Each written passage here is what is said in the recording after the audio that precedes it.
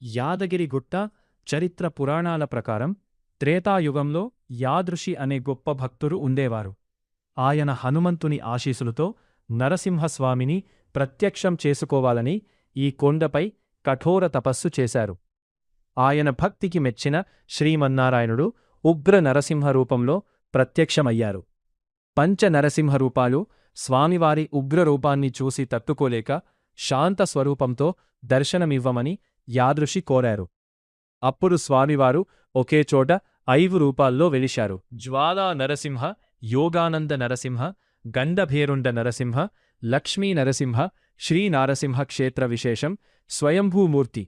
ఇక్కడ స్వామివారు విగ్రహంలా కాకుండా కొండ గుహలో సహజంగా వెలిసిన శిలగా స్వయంభూ దర్శనమిస్తారు.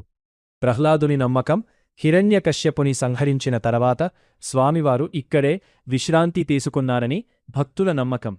ఆరోగ్యం: ఇక్కడ నిద్ర చేస్తే దీర్ఘకాలిక వ్యాధులు, గ్రహదోషాలు తొలగిపోతాయని ప్రజలు బలంగా నమ్ముతారు. నేడు ఈ క్షేత్రం అద్భుతమైన కృష్ణశిలలతో, అత్యంత సుందరమైన శిల్పకళతో తెలంగాణ తిరుపతిగా వెలుగొందుతోంది.